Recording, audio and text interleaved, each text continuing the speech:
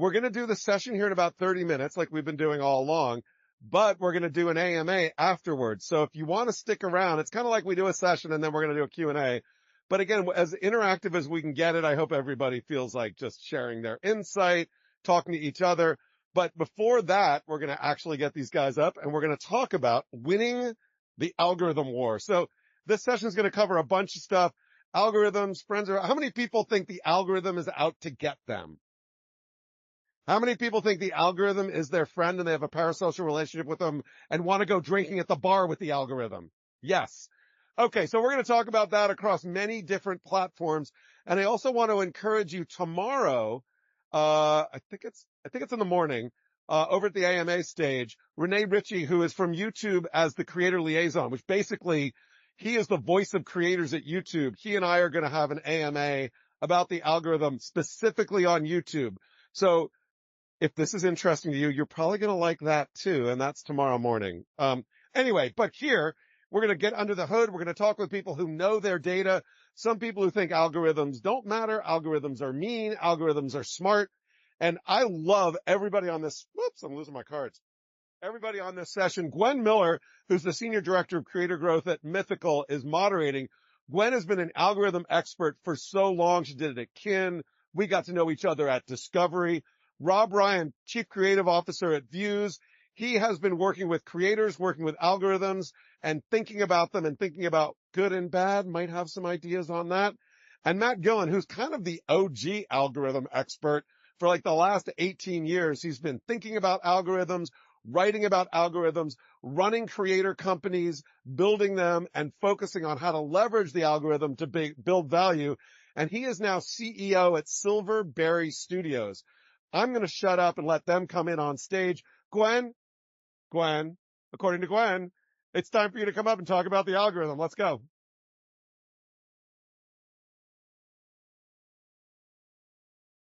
Thank you to Jim to always allowing me to talk about my favorite topic for as long as I want. So settle in. Privileged to be here with both of you. Matt, you have been like my hero in terms of audience development and knowing your audience. And I was in your earliest VidCon talks, sitting there like taking notes. So it's a privilege to, quite a long, we won't mention how many years later, be sitting on stage with you. And then Rob Ryan, you and I may have met recently, but we share a love of pickleball and all things creator events. So, if you're ever in the Los Angeles area, going to any events, you'll probably run into both of us at some point. So let's just jump right into the algorithm. We could start with, what is the algorithm? But I think most of us here are pretty savvy and have heard a lot of things about what the algorithm is.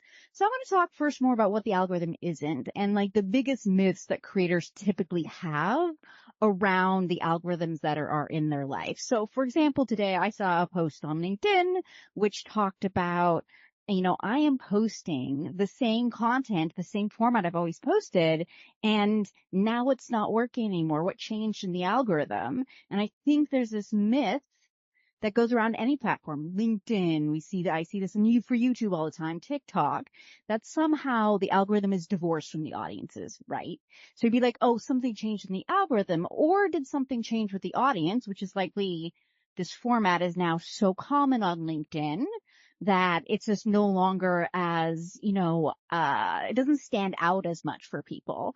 So I think when we're talking about algorithms, we have to be very careful to understand what the human factor is in how algorithms operate and how they're reacting to those. Yes, do these platforms put their thumbs on the scale at times? For sure they do. But I think 80% of the time when we're like, the algorithm is out to get me, it's likely a broader change within the, zeitgeist and or our audience's actual like interests that we need to pay attention to.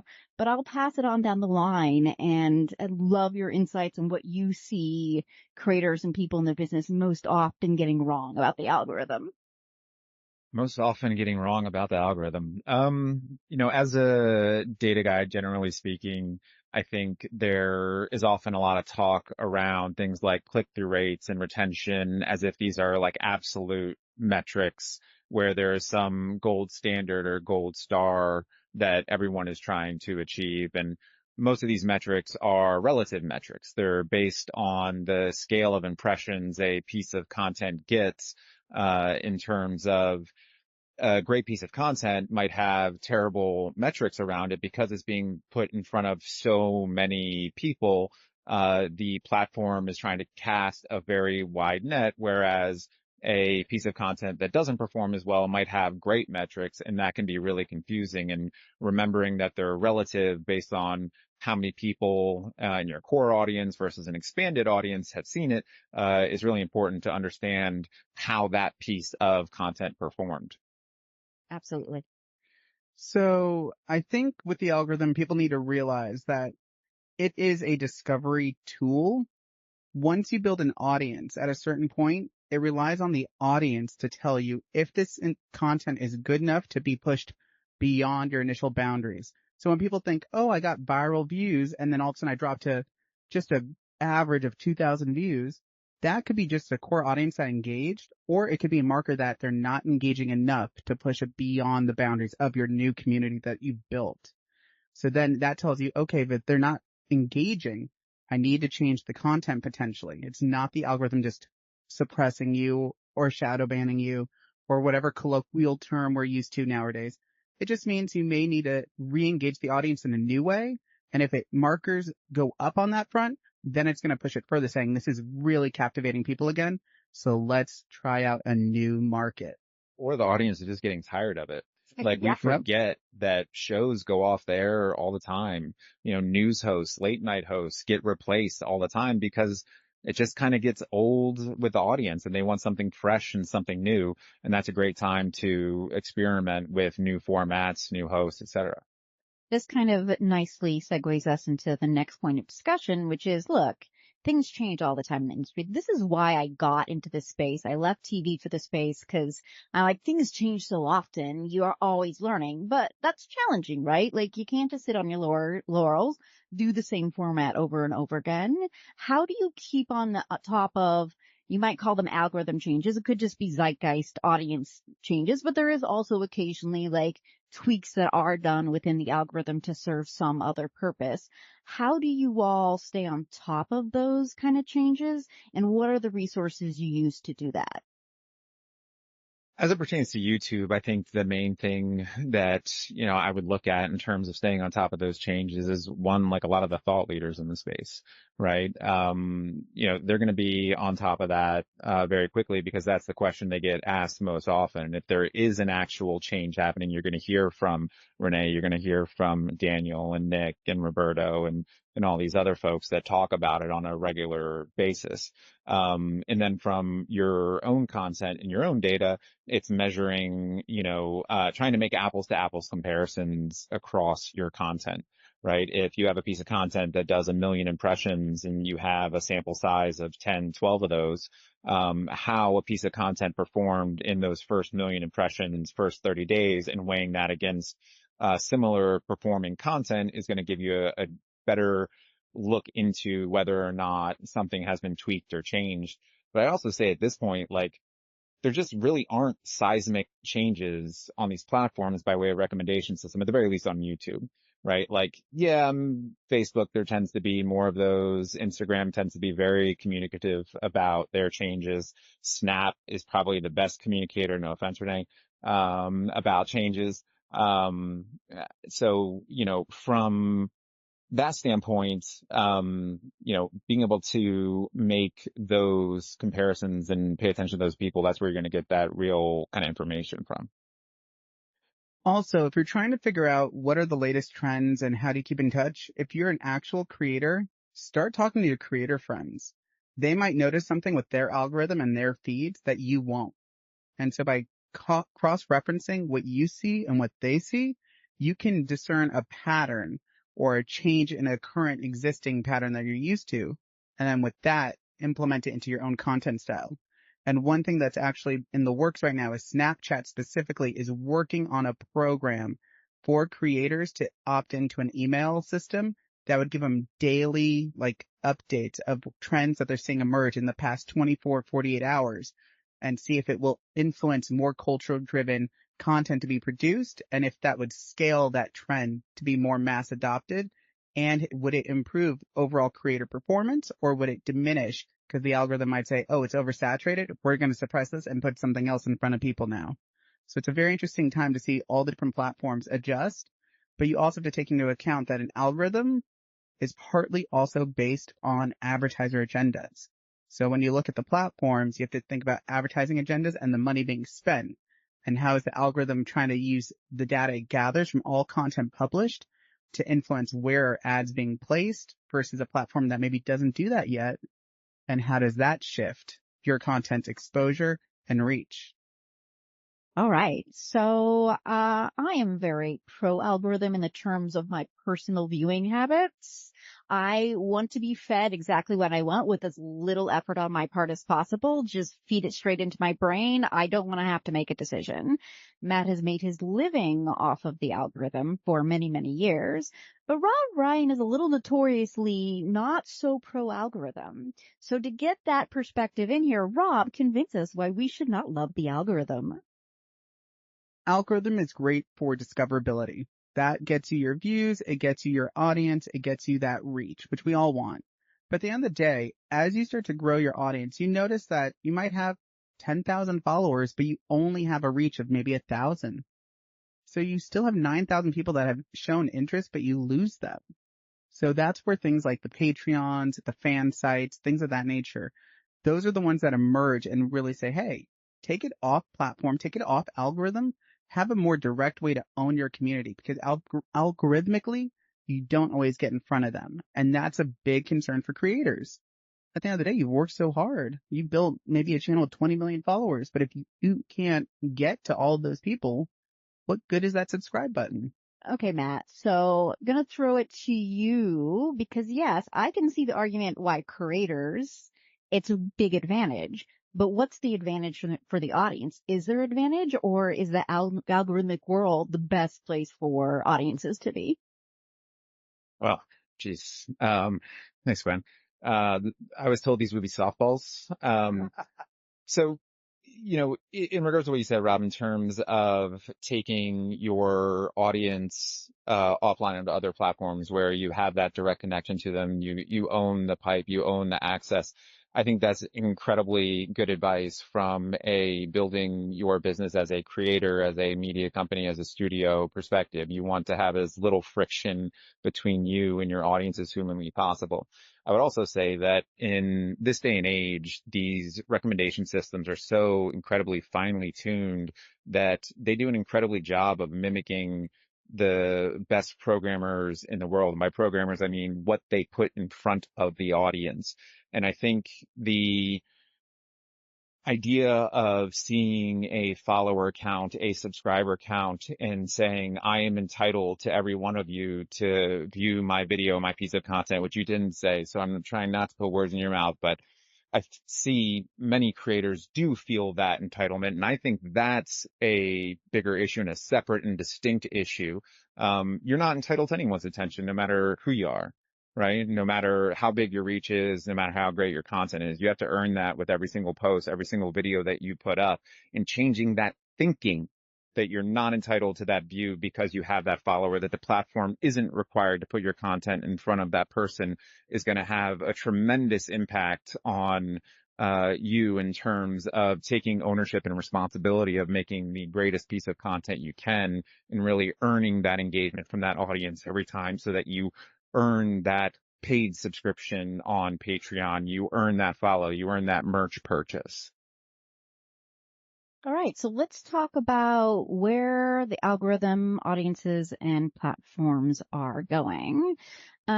Sometimes there's points in this process where things align, where the interests of the platform, the interest of the viewer, and the interest of the creator aligns. Sometimes it does not. And as Rob, you mentioned earlier, like there has been a lot of things that have happened on these platforms that are very much advertiser driven. and not particularly audience driven or creator driven. I think one thing that I'm seeing change as we speak, which I am very bullish on and I think is going to be pro all three of the groups, is the move to YouTube on TV. You know, we, from a creator perspective, have struggled a long time with the CPMs on YouTube being lower than they are on television. There's a lot of reasons for this. Some of it is a generation of buyers need to die off. Sorry. And we need buyers who are actually watching the content. So it's prestige. You can go on the golf course, or probably in our case, the pickleball court, and brag to your friend that you are, you know, advertising on Michelle Carre, just the same as you might have said, I am advertising on Mad Men, right?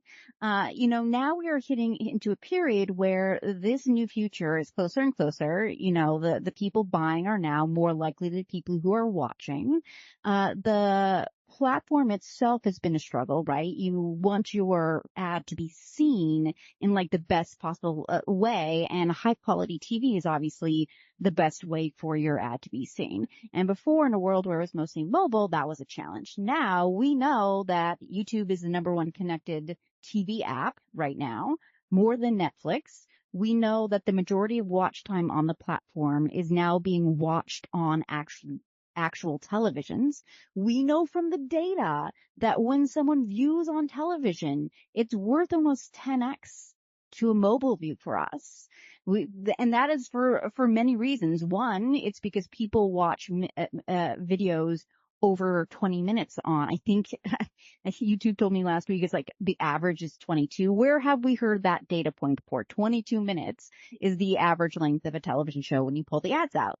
Like, it all comes back to how we were trained to watch as kids.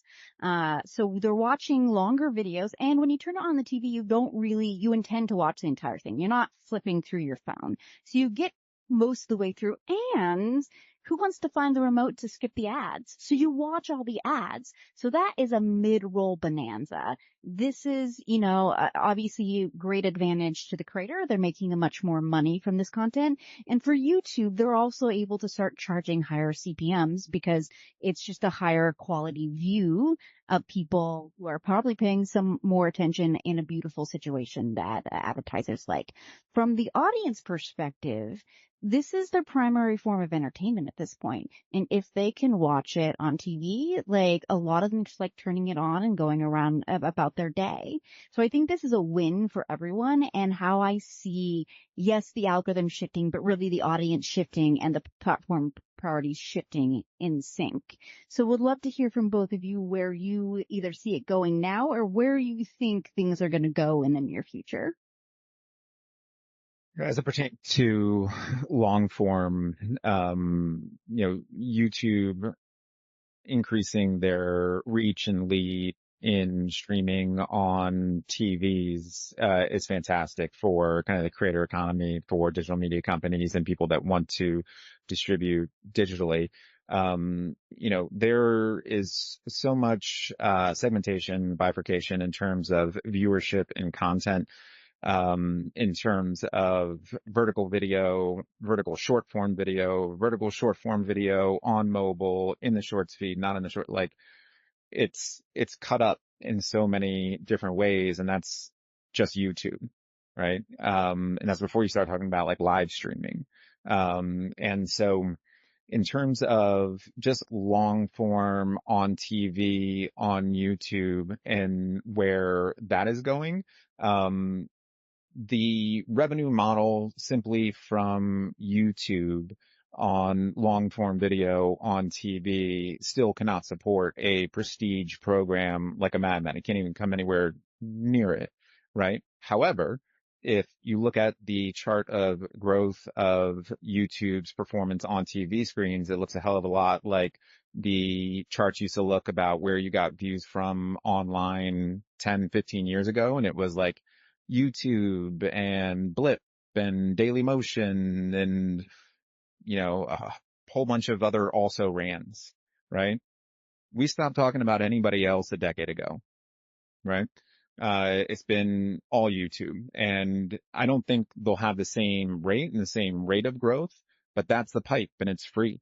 right? Anyone can flip that on and watch it. And so, I would say that we're going to continue to see a lot of growth on YouTube. I think you're exactly right in terms of, CPM and RPM growth, for viewership on TV. And I think that will eventually create the scenario in which there can be prestige programs put out onto YouTube natively. But I think the reach that YouTube has creates the opportunity to create large scale businesses off of a YouTube first approach. So I recently was at a dinner with the former CEO of CNN, and it was a meeting, it was a dinner party, and it was half traditional linear players and half creator economy people, YouTubers specifically, because they were the main ones that did long form. And from what I was gathering, they're looking to see if you can break an algorithm consistently and build a consistent viewership. Why don't we just license or buy that program? It's been proven in the court of public opinion that it's a popular show. It's got a good watch time. It's got good retention. There's a spark. What if we just bought that? They usually do it on a much cheaper budget than a traditional show. Instead of $1 million an episode, you need $10,000 an episode in a warehouse. And we can now bring it to a linear network. And they're now literally starting to have conversations with people to see about basically using YouTube as an incubator to find new types of shows. And we're seeing it right now actually with Netflix. They're bringing that Pop the Balloon dating show, and they're going to be doing it live, I think, multiple times a week because it's so well proven in the public space that people will watch it over and over again that they say, okay, it's a safe bet to invest instead of a new IP project that we don't know if it's ever going to get any good viewership. But with social media now, the data's there. We can see the watch time. We can see the shares. We can see the comments, the engagements, the likes. It's a safer bet in Hollywood nowadays to bet on those kids than go to the more traditional players that are losing touch with the new young audience that's now becoming that middle-aged viewer. Well, if that's the case, we got to get them some stuff that's better than the balloon popping show. Oh, fighting words. I mean, I put that on you. My boss is obsessed with that show. I will tell her you said that and she'll come personally to beat you up. The Stevie? Oh, I'm afraid of her. No, you should be afraid of Stevie, but this is Jahara Tariq. You probably haven't Also met afraid yet. of her. You should be. I've All seen the her women in LinkedIn Mythical. post. Correct. All of Mythical's women will come beat you up because we are obsessed with that show and are very mad that we didn't get to it first. All right, so let's talk about something that we did touch on earlier, which is data. And as Matt kind of alluded to, data can be a challenge, right? Largely because of how the algorithm actually works, which is it works too well, right? So if you look at any piece of data in kind of a vacuum, it can be very confusing and misleading. Let's take click-through rate, which is something we all begged for a long time and then got it. And we're like, oh, we see the problem with this, which is basically, so you're racking up impressions. People are clicking. The algorithm is taking note of that and then spreading it out to more lookalike audiences, right? So more clicks means theoretically more people are going to be shown. But the problem is you could have, if you have a video that has a very strong audience, but it's narrow, right? It's not a broad audience. You're going to get tons of click-through rate within that specific audience. But as soon as it goes beyond that kind of niche, it stops getting clicks. And the thing is that the algorithm is so sensitive that it's going to turn off that spigot to wide-ranging impressions far below that before that CTR is going to plummet. So then you're left with a video that has this beautiful high click-through rate, but it has limited impressions and views. And this is the most common question I think I get from creators is, this should be the video that it promotes. And you look at that and I can clearly tell that's a niche video, but it becomes very counterintuitive that if you say over optimize for click-through rate, so you're going to pick one metric to rule them all, you decide on click-through rate, you pick that one. The problem here is you're going to optimize for only niche videos, not broad audience. So you have to understand that. So I'm a big proponent of you need to look holistically at all your data and know which data points are really useless on their own and can only be used to illustrate say, okay, this video got low views. I'm going to figure out why. Okay, it's, retention is great, but it's a click-through problem. It's probably my thumbnail and my title. But you have to look at that holistically. You can't look at it individually. So it becomes complicated because we tell our creators, look at your data, but it's just something that unless you spend a good amount of time looking at all the data points can be a bit of a struggle. So what do you and I'm looking mostly at you, Matt, but I would love, Rob, your perspective here too. What do you encourage creators in terms of, I'm just getting started with this. What are some of the more useful metrics that I can use to at least get an inkling of, am I going in the right direction? I think the primary one on YouTube that we certainly focus the most on is retention. That's going to give you when you have kind of a mean video, right? Mean video. A mean video. You have an average video, performs as expected normally. That's going to give you a decent baseline on engagement, right? Not too little audience where it's like super served to the niche audience that's like going to watch every second of it. Not too broad where, that audience is going to watch a lot less. You're going to have a much higher fall off at the beginning, but like an average video for you, that's going to give you a really good indication of, how people are engaging with the video in terms of its, stickiness, its ability to retain your attention. Because when we start talking about algorithms, you're talking about a recommendation engine that is trying to predict what you, the viewer, would like to watch. Generally, if everything falls within like the policy layer of a recommendation system, the platforms don't give a fuck about the content. They care about the audience and keeping the audience on the platform for as long as humanly possible, regardless of platform. And if your content does that, then it will continue to serve that content out to a broader and broader audience until it can't find people that care anymore. I'll second. Hello? Besides, you're done. No, I'll agree. I will agree. Retention time is a big thing because also YouTube and all that mid-roll ads. So if someone's going to watch more, we can place more ads and make more money. So it's a win-win on that regard.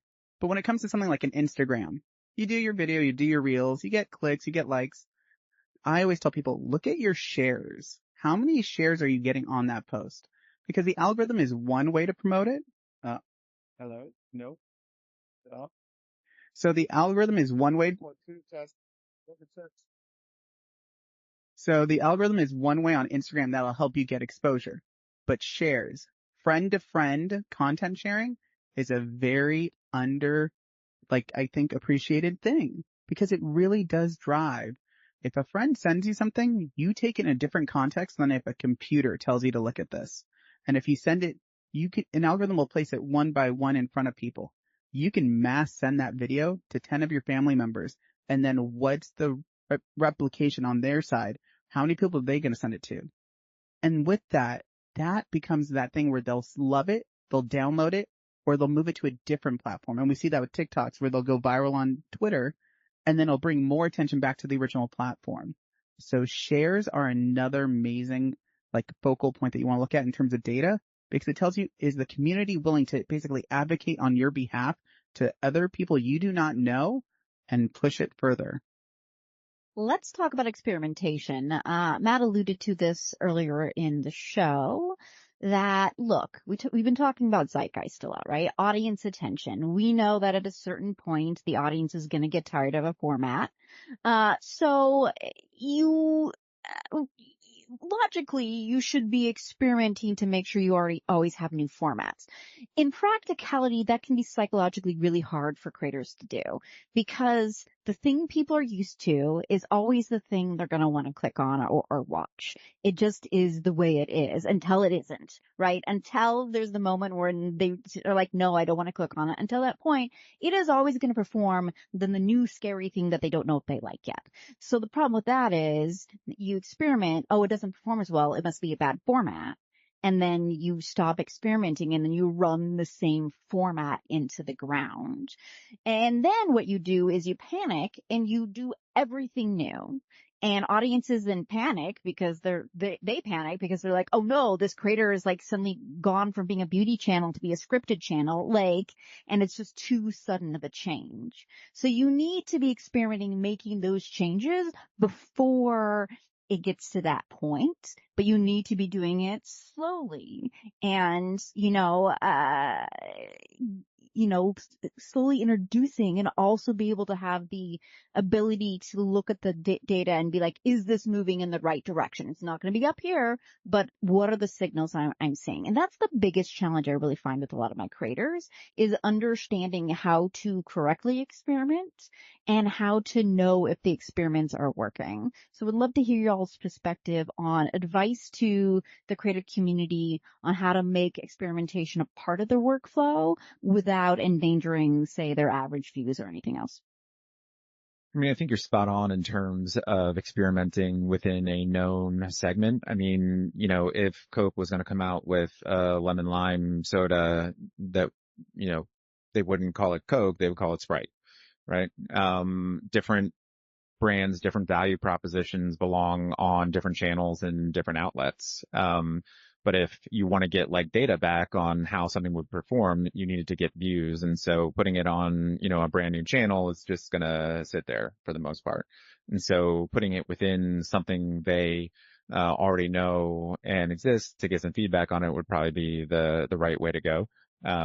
Or to just prep the audience in advance, let them know, hey, we're going to try something out, see if you like it. If you like it, we'll do more of it and then take it from there. Love it.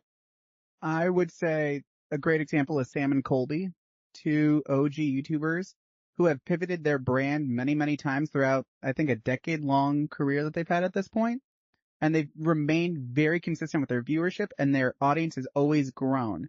And the reason why is they'll take 6 to 8 months to slowly roll out a new thing that they really want to do, but they'll start integrating it into the same content that they have now, and little by little start switching it up where it's more heavy on the new content and less on the old. So you're phasing your people out instead of shocking them with, one day I'm doing dating content and the next day I'm doing slapstick comedy. You're going to be like, wait a minute, this is not what I subscribe to, unfollow, I'm checking out. But if you bring comedy in, all of a sudden I'm like, oh, I like this, it's lighthearted. And then you start bringing more comedy and I'm like, oh, I don't really care about the romance anymore, I kind of love the comedy. And boom, they've got them stuck. They don't want to leave, and you've proven it. And if you see that it's going down with engagement, you pivot again. Love the pivot. Are we ready to move on to an AMA? Ready when you are. Let's do it. All right, you guys. So we're gonna shift gears a little bit and do an AMA. And one of the reasons why we're doing this, it's kind of ask them anything, whatever, and but I want everybody. The reason why we do this because I want you all to connect with each other too. So before we start the AMA, what I'd like each of you to do is turn to one person next to you, behind you, in front of you, and just say hi, introduce yourself, and tell them who you are, what you do, and then we're just going to have a discussion about the algorithm. This is the powers that we do not want you to hear this, but like, then it doesn't matter what platform the show is on if you don't have to be like, oh, I'm going to let Netflix curate for me. You don't need Netflix to curate for you anymore because your AI is like, oh, I know you're in the mood for this. Like, you've had a hard day. There's this new comfort show that's out. I'm going to show it to you. And then you don't have to make the decision to go to the platform. And so then those just become pipes. And we're really in an IP-driven world again in that sense of curation. But the curation is based on your brain, but then you don't have to do, again, I don't want to do any work. So that's my argument. Renee? I'm going to go, no, I think that's great. It's like WeChat. It's just an interface layer papered over everything that you do in your life. But I'm going to go the opposite way because the person who runs the algorithm at YouTube, Todd Beaupre, he has a channel, and on that channel, he has a playlist which he curates on the top 40 alternative tracks. So if you're into alternative music and you want a curated experience by Todd, you can subscribe to that playlist. And so you have the best of all worlds. Okay. Other questions out here. All right, I got to go run into the back. Without, there you go. All right. So Rob, you brought up pivoting for creators. So in integrating that into your creation and your content, from a creator perspective, how would you guys say is the best way to start pivoting and finding really that next lane that you want to jump into? That ultimately, I think, as someone who's been on the creative side for a bit, I think it's really what do you want your career to look like? Because at the end of the day, you're trying to set your channel up to lead where you want your whole platform and your brand to go. So if you are starting in comedy and you want to get into more, say, the beauty space, you got to start finding ways to incorporate beauty products into your comedy. So maybe you just start with jokes. Then it becomes where you start maybe doing more slapstick stuff with products in hand.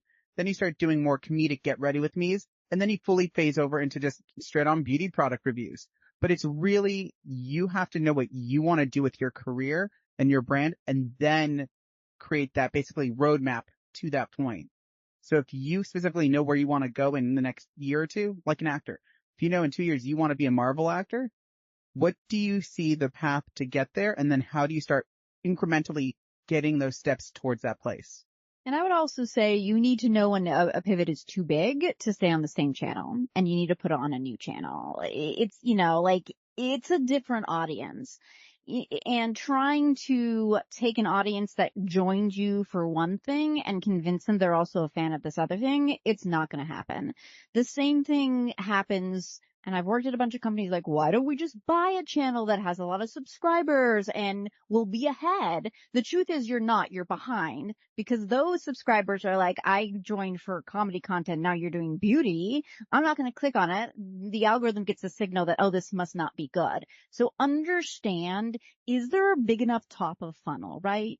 In like a general lifestyle channel, there's enough people who do both beauty and like hair and like, DIY to make that work. But you couldn't say take a historic sewing channel that does like Victorian dresses and like combine it with like a WWE channel. Like theoretically, there's probably a small funnel of people who like both, probably not enough to make a business out of, right? So you have to understand when you're going to be saying, hey, I'm going to switch over to this other channel, and you're still going to do what Rob says in terms of you're going to have to do both for a while because the new one is not going to get up to speed to support you and feed you soon enough. But eventually, hopefully you'll be able to let the old channel go, but you've got to do it slowly. Are you a short form creator or long form?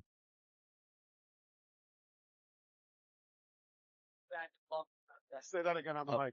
So I started with live streaming back in 2013, transitioned into short form and long form. Long form heading for there for a little bit, and then into short form mainly, and now I'm going back into long form currently. So it's been a lot of pivots. I've been in the industry for about 12 years now, back and forth for social media side of things. And is the desire to go back into long form driven primarily from a revenue standpoint? Actually, it's more so from the content creation side. So I started falling back in love with live streaming. It was amazing, but then I also realized the burnout comes back way too quick. And a lot of my passion came from the actual creation of the content.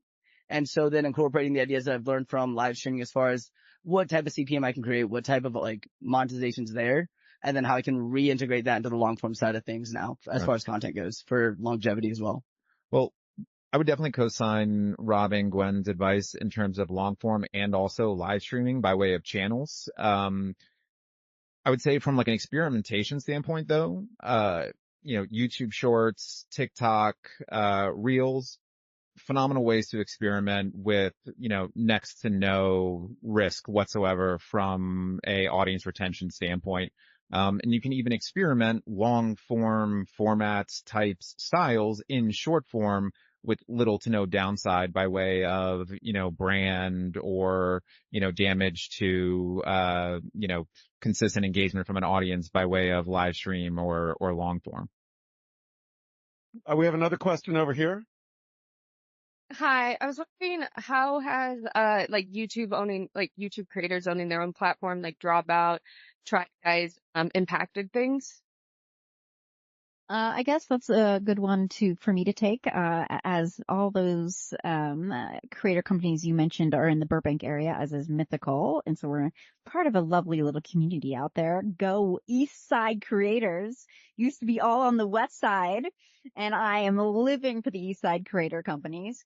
But look, I think we have these discussions a lot between ourselves. You have the extremes of like Dropout, who very much any creator that get their hand on. They're going to be like, go all in on these subscription models. And it has worked very well for them because they're like the Netflix of the space. Then there are those of us who are kind of in the middle, like us in Critical Role, where we have our own subscription services and they are big businesses for us and they work really, really well. But we would never put all our eggs in that basket, particularly just because we know there is a limited amount of funds in our audience's pockets.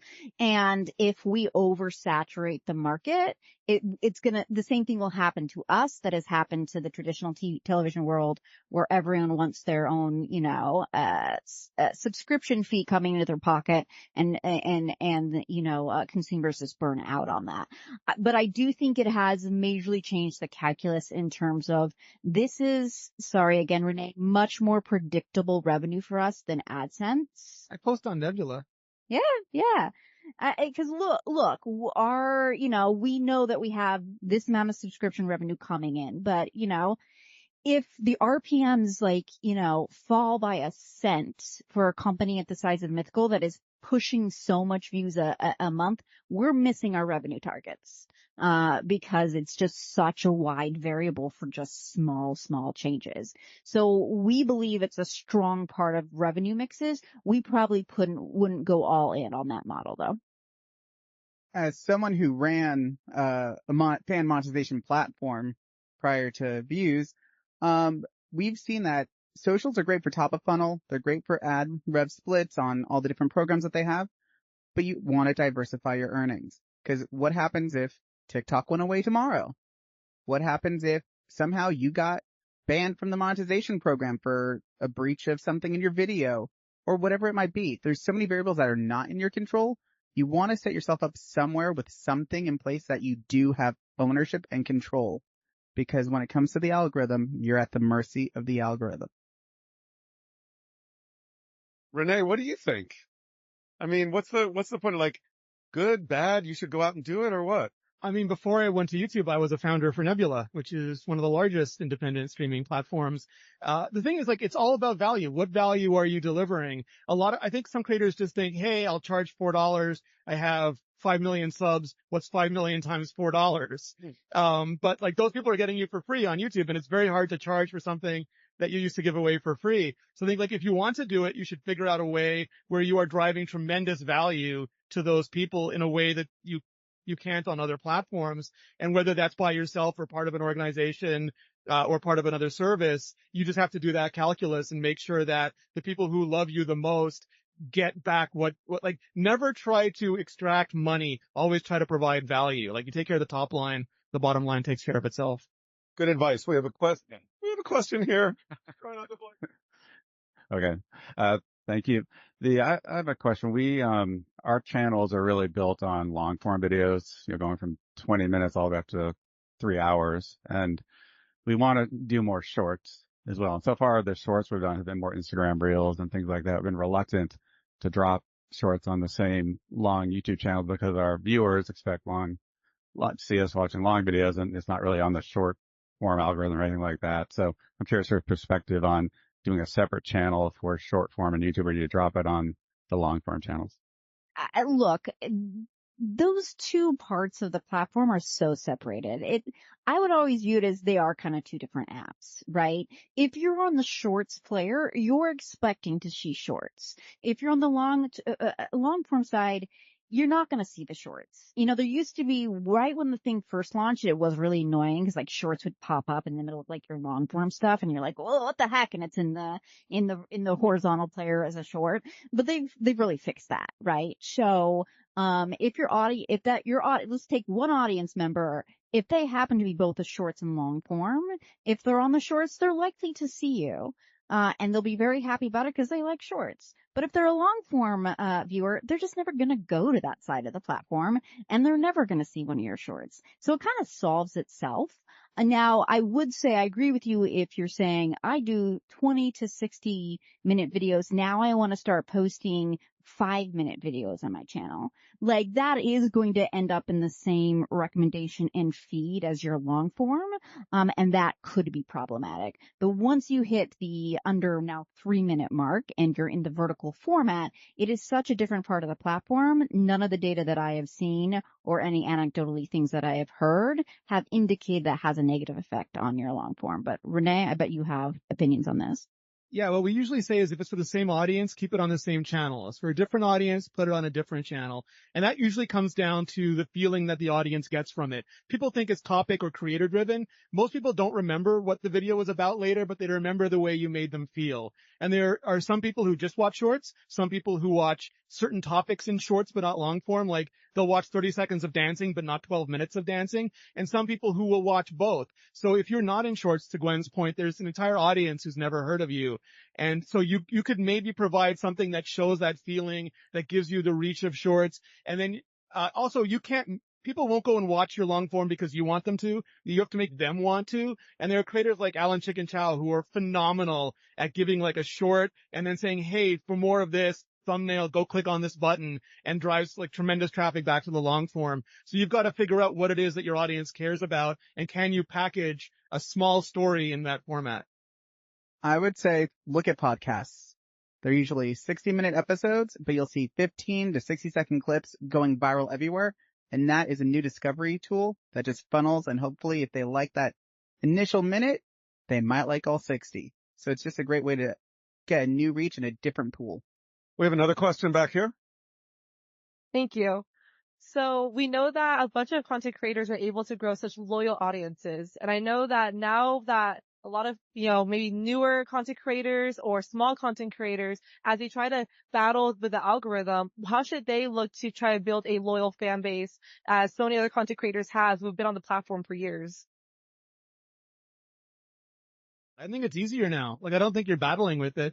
Like, if I tried to start off like if I wanted to be an influencer and I just posted on Vimeo, I wouldn't get very far because nobody would find me. I think like we have the tools now. You can learn from the experience of everybody who's come before. There's so many tools and courses and experts out there who can get you accelerated far more than they would back. Like I started in 2008. It was bleak. Like you had to learn everything yourself. Now there's just so much out there. So I would like figure out what's authentic to you. What's the differentiator? What will people love about you? And then just start testing things, and the things that go to the audience tab, see what's growing your channel the fastest. Make more of them to watch. The more that somebody who watched your last video wants to watch your next video, the faster you're going to grow. So find out who loves you and give them more of you to love. And I will say, I know when you start, it can feel like you're at a grand disadvantage to the OGs. But in a lot of the ways, the OGs are looking at you the exact same way because they are steeped in a way of doing content that made them famous when it made them famous. And it can be challenging for them to be able to pivot to the new styles, largely because their audience has often boxed them into this is what you do. So know where your strengths are versus your ops, the OGs. Not that it's a battle or a war, but you have to understand that you do have advantages of being able to be nimble and being able to build your audience from scratch to fit the new zeitgeist. And if you do it right and you're able to keep yourself more able to pivot than some of the OGs, you're going to be totally fine. I think, yes, do they have an advantage? For sure, but you also have an equal advantage as well. Cool. I'm over on the other side now. Anybody over here have a question? All right, got one right here. Excuse me for a sec, sir. Hold on. No, this guy, absolutely not. This is from Matt Gielen. Oh, goddamn. One, sir, it's a two-part question. How is it that every time I see you, you look younger and more handsome? And Good Lord. Wants to know how you get your hair to look like that. part two, you've been around for a while, Matt. We've known each other for a minute. What is it that you see creators, over the years continue to get wrong and stumble with that stops their growth that they could probably rectify? Is there one consistent thing that you see the same type of creators, large or small, struggle with time and time again? We talked about this a little bit earlier in terms of, miss, I think is how we kind of framed it earlier. But in terms of what creators get wrong, it's, I think, focusing not enough on the audience. If you want to know what any platform cares about, it's the audience. I would say is probably the number one priority. Behind that, I would put the platform itself, and then advertisers, and then far, far, far away creators, right? And people providing content. I'm sorry. But that's what they care about. They care about the audience. So care about the audience, right? And if you care about the audience, then you have aligned yourself with the platform, with the advertisers, because why are the advertisers there? What do they care about? The audience, right? So if you have aligned yourself with those priorities, then you're going to do just fine, right? And so in that regard, you don't have to hang on to every single comment, but see what the audience likes to watch, what they like to click on, what they're really into at the time, and lean into that and make your version of that. And don't swim upstream. So I'm curious how the rest of the panel feels about this question too. What do you guys think about Matt's hair? No, actually, what do you guys think creators are struggling with and getting wrong? Anybody? Gwen, go ahead. I always start though. I keep trying to let other people start, but okay, I can start. I'm going to call on each of you, so get ready. Look, I think creators get in their heads too much. I always like to tell my creators, your instincts are 80% correct. 20% they're shit, but 80% they're correct. And really, I am here to tell you to lean into your instincts. And then 20% of the time, I'm going to be like, okay, you are now into full on conspiracy theory. Let's pull back and see this. So there is, as someone who's very data driven, who has built a career on data driven strategy, I will always swear by the data empowered approach. But you got to realize that you got a little computer in your brain, which is doing a lot of that same work for you. And oftentimes your instincts, now we know there can be prejudice and again, like myths that come in there, but by and large, your brain is processing subconsciously and getting you to often very correct places that might be hard to duplicate or at least very complicated to duplicate with data. So a lot of the times I'm just sitting here telling creators, you got to where you are for a reason, and it's because your instincts were good. You need to lean into those instincts while still preserving that ability to step back and look at yourself critically and being like, is this my instinct speaking or my fears speaking? Renee, how about you? I mean, you've been working with creators. You've been a creator. You've seen so much. What are some of the things you think people still get wrong? I think they look at it as adversarial, that there's this big mean algorithm out there that is going to decide their fate. And I think that takes away our power as creators. Like, I think as a creator, I always want to be in charge of my own destiny. And like we've seen, like right now we live in a world where the biggest media companies can't pull views to their TV shows and movies, and there's no algorithm to blame for it. It's just a lack of audience affinity. And by the same way, like creators are always like, I made a video, I'm going to get 1 million views and $1 million. Where is it? But like, it doesn't work that way. Like attention is limited and content is limitless, and you've got to be continuously curious. You've got to be continuously inventive. You've got to listen to your audience. If the algorithm's job is to follow the audience, and the creator's job is to also follow the audience to create to where the content is going to be. So I think like you've really got to figure out who is the person you're talking to. What is it that creates this bond between us, and how can I give them more of that? Not worry about the machines, but worry about the people. And I think that's when you start to see a lot of like organic success. Leah to the Canadian to make a hockey reference. Thank you very much.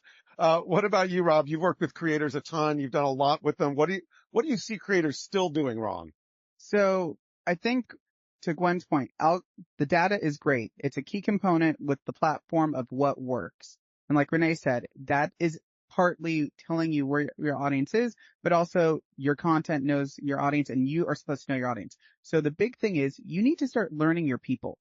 Who are you actually making content for? Is it for yourself? Is it for brands to potentially buy in? Or is it for a consumer that's on the other side of the screen, whether it's their TV, their mobile device, their laptop, whatever? And is it for them? And is it for entertainment or education? Because at the end of the day, if you have an emotional connection, we see this with the Super Bowl ads. When you see something so heartfelt, you want to share it with your family. It makes you think of them. When you see something funny, you want to send it to your zany friends that you would send the craziest stuff to. If there's an emotional attachment that you can understand that your community gets from your content, like the dating shows, like the viral Pop Your Balloon. People love it because they find either humor or they feel connected to someone and being misjudged, misliked just off of an appearance or something that they said once. That's what you know is a secret sauce that won't be quantifiable. It's not going to be a data point. It's going to be more of that intuition. It's going to be that gut reaction, like Gwen was saying. It's going to be you knowing something in your brain that is an emotion that can't be figured out by an algorithm necessarily. And that's what you need to figure out for yourself.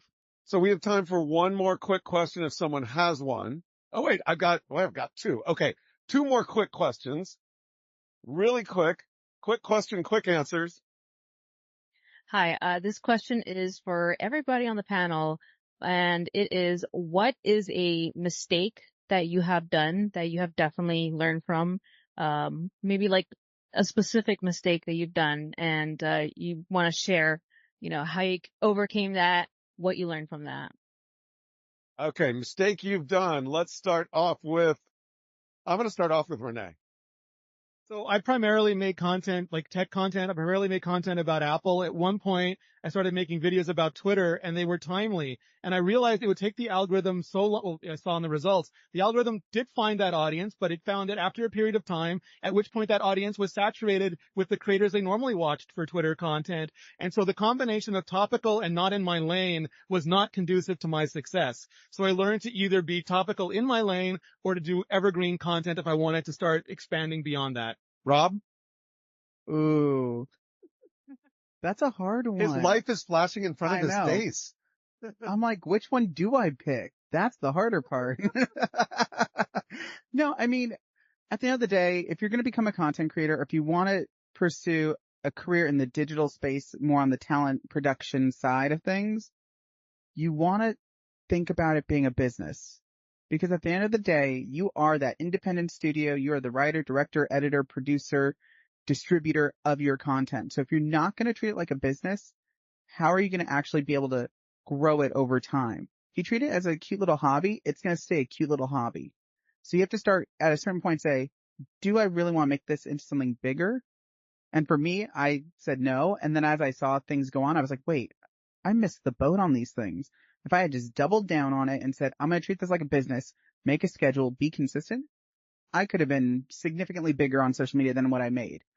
But that was because I just didn't treat it as a business. So you've got to start thinking of it with that mindset to a point.